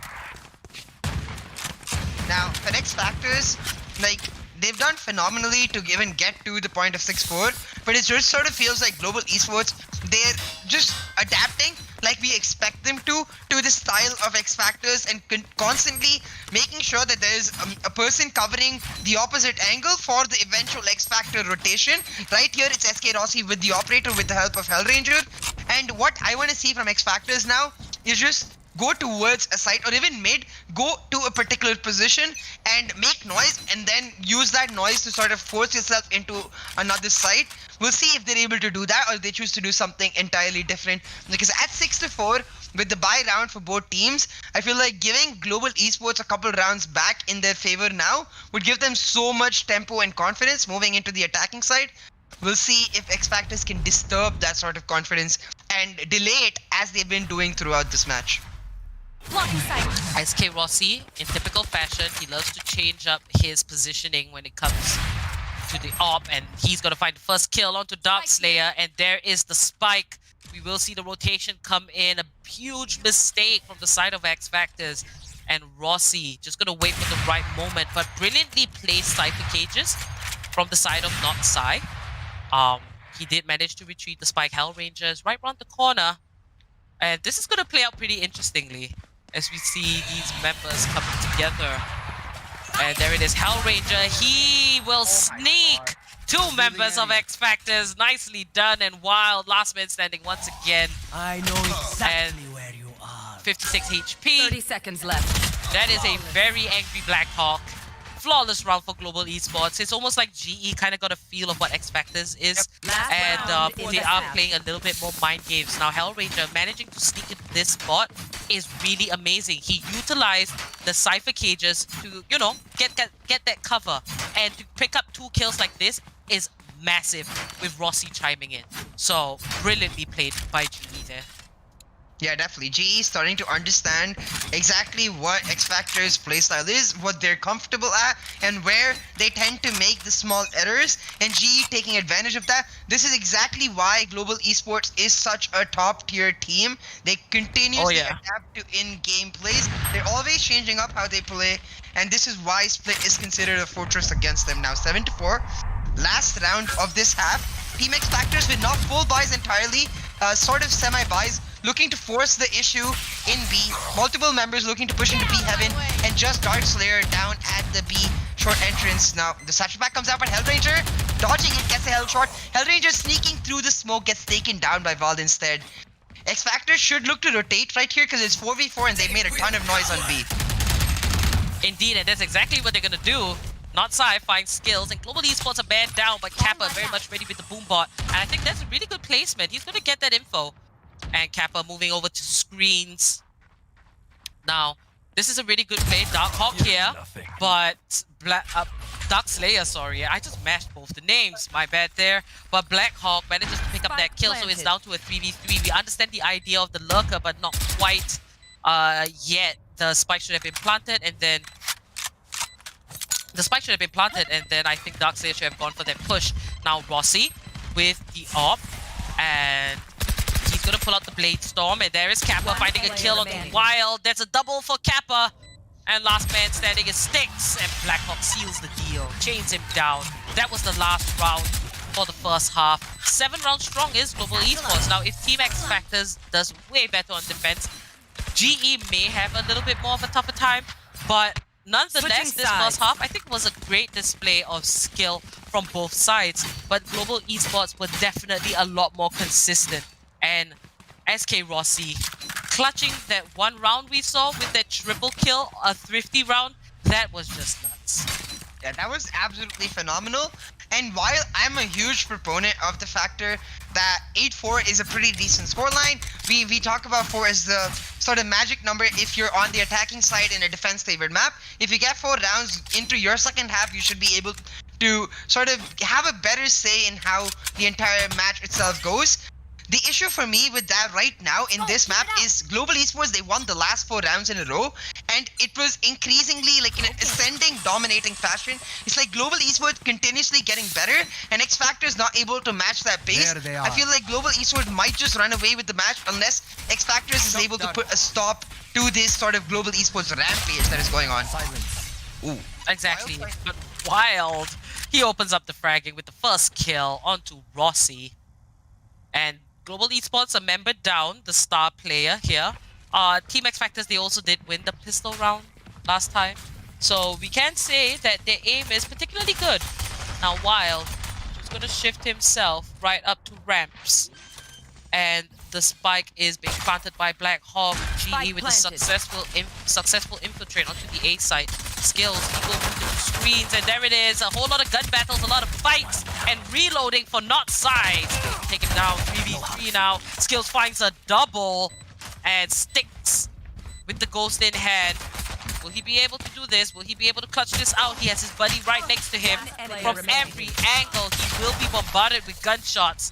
And this will be the 9th round for Global Esports. Kappa, towards the end, just picks up that gun for himself. And Global Esports, despite going a man down in SK Rossi towards the start, they're able to quickly rotate towards side A. They're able to get the spike planted. But then most importantly, they're able to get out of that tiny cluster corner to be able to push into the CT spawn area near A, get that extra ground for themselves to hold, and make sure that their post-plant positions are on point. That is a key difference between the way Team XFactors were executing the post-plant position and Global Esports. Hellraiser with the paranoia, setting that sort of CT push for his team and making sure that they have the right post-plant positions to hold. 9-4 now Global Esports. Eco round for XFactors. We'll just have to see if XFactors can stop this, like, just increasingly paced Global Esports who are just starting to take the entire map by their hands, or if it's just going to be Global Esports completely running away with it. Now, eco round for Team XFactors. This should easily go in favor of Global Esports, but not Sai. Will find the first kill onto Rossi. And XFactors, they make their way over to A site. And now GE, they've got to scramble. Hellranger just gonna take cover here. And I think that's a really good spot. Skills will find a double, a triple. Hellranger finds one. And the last man standing is Darkslayer with Black Hawk chiming in. Double digits for Global Esports. 4 for Global Esports, and towards the end there, even though not Sai found the actual kill on SK Rossi, you see on the map, like, all these 3 players are just walking into the line of sight of Skills. Skills able to just easily mow them down one by one. Skills, I have to say, he sort of adapted himself to the role of the Cypher to suit the needs of the team, and for me, like, I didn't think in Series 2 I could get more impressed with the way Skills is as a player, but he's just gotten more impressive, showing his versatility and adaptability is so important in a competitive team. Now, buy round for both. We'll see if Global Esports just keep running away with the game. Indeed, and Rossi picks up first blood onto Styx, and that's second as well onto Wild. And the full buys here, Rossi just completely dominating. And he's gonna chase his next target. Paranoia does connect. He still sprays for his life. Darkslayer ready to battle it out again, but Rossi's gonna find the third. This might just be the 4th kill if he can find his opponent. Now Sai just hiding by the stairs. And Blackhawk has planted. Sai spraying for his life. He's just gonna reposition himself. It's a 2v4. Global Esports so dominant on attack, and Skills does fall. Cage trigger. And there is the next cage. But Sai, he will opt for the save. And I think that's a good choice from Team XFactors, but that will also allow Global Esports to secure 11 rounds. And that just means an inch closer to victory. So we can see that XFactors are definitely a lot higher in terms of skill when it comes to a lot of the teams that we have seen here in the round of 30 and earlier. The only thing is that XFactors, I do feel that the gun battles that they pick may be a little bit questionable, but when it comes to rotations and team strategy, I think they've got it. And Not Sai finds the kill onto Hellranger. And there it is, a 3rd kill for Not Sai, just taking out members one by one, and he manages to survive with a tick of health.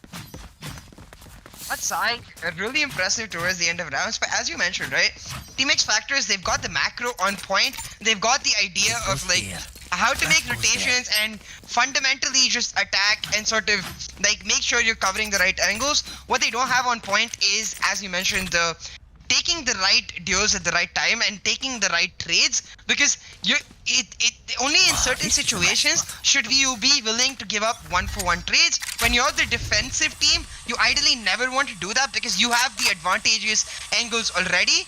Now you see, for the side of Team XFactors, semi-buys of sorts, not entirely full buys. Global Esports currently on a 7-round win streak, looking to just push 2 more rounds, make it the win. SK Rossi playing so aggressive. It won't be him finding the kills, instead Kappa and Skills each get it, but Global Esports will take control of side B and get the spike down.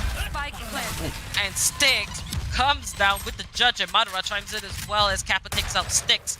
And Wild will just shoot a couple of shock darts and make his way onto the site. Now the spike has been planted. Esports, they gotta defend it, and defenders are trying for the retake, but Hellranger just stops the last 2 defenders in their tracks, and that's gonna be match point for Global Esports. Match point. We saw a similar sort of match earlier today in Team Tamalas, where, like, the Team Tamalas were playing against, as just like Global Esports, it went to 3-3 and they were looking really good. But I feel like teams like Tamalas, Global Esports here, they just download the other team even if they're really good after, like, the first 4 to 5 rounds.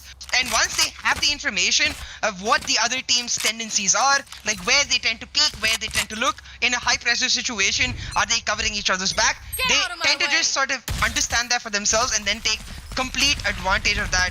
You see Global Esports doing that just here, or now on an 8-round win streak, looking to push into A aggressively for this match point. Indeed, and I think that's really important. Something like where you analyze, adapt, and execute. That's what you mainly have to do when you come up against teams with a clear strategy that just indicates a much higher level of gameplay. Now, GE's ability to analyze the movements of XFactors was pretty spot on. And then they adapted to it. They know how they play. They take it slow. So if they're going to take it slow, let's just corner them. Let's push out. That's what they did when they were defenders. Now here, Global Esports, they are attacking. I think they might have figured that Team XFactors, they're pretty spread out, but they can't seem to hold an angle if you do make a very quick play. It's pretty easy to take them by surprise. Now, Global Esports can choose to end it off here if they can, and Rossi takes down Wild. And XFactors, with only 4 rounds under their belt, it's going to be really hard to get into overtime for a chance. Global Esports' strength of them as a team 30 seconds really high, left. and Black Hawk will take down Dark Slayer. 3 members left on the side of XFactors, and this might just be over for them here. And the spray comes out, 1-for-1 trade. And XFactors, Styx is left alive with not Psy. And Styx finds the kill onto Skills, a little bit delayed there, but he was looking around. 10 seconds 10 left. seconds left for the spike to be planted, and we see it making its way over to the B side instead. Wow, my eye. Now, the rotation's coming out. Hellranger will get the plant down just in time with 0.6 seconds left. 3v2. It is just Styx and the Cypher left for the side of Team XFactors. Not Psy. We've seen Not Psy clutch an almost impossible round before. He can definitely do it again. But against SK Rossi, Black Hawk and Hellranger is going to be a tough task now. Both of them going through heaven, same angle, will find SK Rossi, take him down. The neural step comes out for the information on the others. Hellranger using the shrouded step to reposition. Now Styx and Notsai looking to push in. Black Hawk takes down Notsai, and Black Hawk takes down Styx as well. 13-4. Global Esports move on to the round of 16.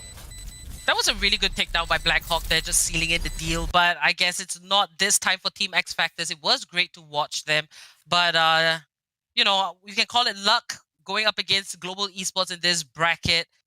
Might have just cut their journey short. And congratulations to GE for making it over to the round of 16. Very nicely played. 13-4. That is the ending scoreline. You could say it was a dominant performance from Global Esports. And I do feel that SK Rossi never fails to impress once again. But Kappa this time will be at the top of the scoreboard. Kappa stealing the spotlight, and Hellranger as well. So one thing I would say is that GE has definitely improved.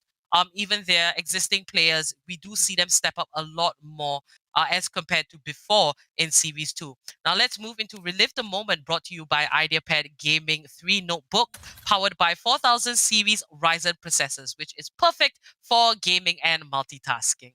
Now, on the topic of both these teams, I think we've pretty much said what we can about Team XFactors and how they are as a team. We do still, I do still feel that Team XFactors is just a little bit more amateur in a sense, but if they do continue, I think they make it pretty far, because one thing that they have got down, which most rookie teams have not, is strategy and rotations. It's almost like most teams kind of have the communication and aim, but they don't have the strategy. But for XFactors, they have the strategy, but it's like they lack the experience of checking all angles, and they're not really sure what to do when there's a full-on, really quick attack. Yeah, for sure. I think it's, as you said, like way more favorable to have the strategy and rotations already in place, and then look to practice to improve like the individual duels, look to practice to improve when you're pushing into a particular site. Like the one thing, if I could add to the playbook of XFactors, would be just hard forcing a site. Like I love the way like they continuously look to rotate and they continuously play for mid control. Like theoretically, that's ideally what I want to see all the time. But sometimes, just sometimes, to be unpredictable, you want to just go to B site or go to A site and 5-man just instantly push it, surprise the other team with the man advantage you have on the site, and therefore take the advantage. But for the side of Global, This team, they're just ramping up bit by bit by bit with every single round. They look so scary. Kappa, he's on the race in the last 2 rounds. He's been getting the MVP for himself, making an argument as to why he should stick to the duelist role. I'm really excited. We are on our quest to crown a new champion, Apple, and Global Esports making a strong play for it. Indeed, Global Esports does it once again with a very dominant performance. We can actually expect them to move very far into the competition, definitely around in the top 8, top 4. But nonetheless, it was a really good win, and they make it over to the round of 16. So this is only the beginning. Our competition is definitely going to get more tough. And today we managed to see 3 teams make it over to the round of 16. Just a little bit of recap. It is Exceeli Esports, Reckoning Esports, and Global Esports. Now for the round of 16, it's going to get a lot tougher because the teams that have qualified, they consist of ex-professional FPS players. These players know what is going on, and considering that we do have a different set of teams compared to Series 2, as some teams have not joined Series 3, it's going to be really cool to see which teams are going to come up instead. So I'm looking forward to that so much. And this unfortunately brings us to the end of today's stream. Remember, there is a massive sale, however, on LG monitors. Do check the links in the description if you want to buff your setup. You know, just get it looking cool and slick. Check it out. It's a great sale. And I think that will be all for today. My name is Apollonia. I was your host and caster. And joining me was CA, caster and analyst. And we hope to see you guys tomorrow. So remember to like, subscribe, click that bell icon so you get notifications whenever we are live. Remember, the games are going to get a lot juicier. So good night, happy gaming, and we'll see you all tomorrow.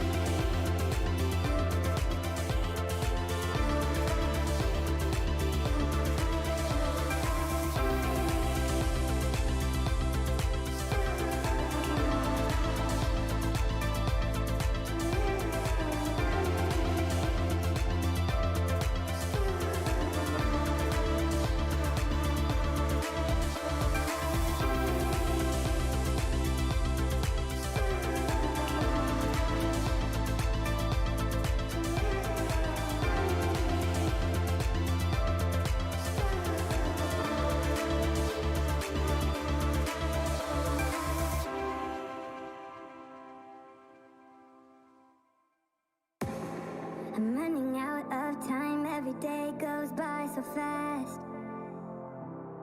And every moment counts, baby, I don't wanna miss a thing.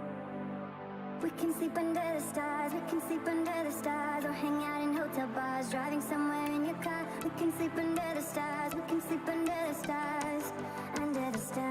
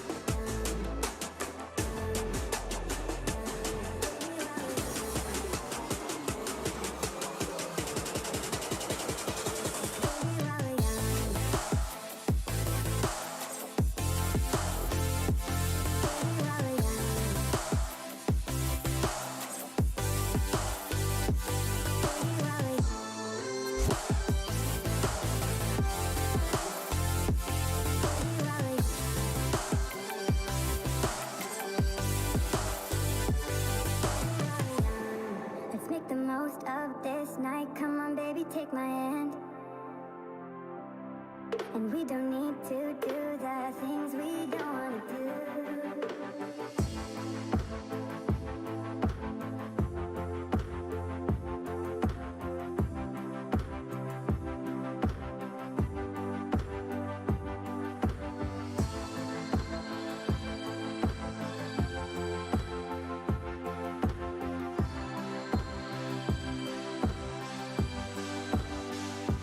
Baby, while we're young,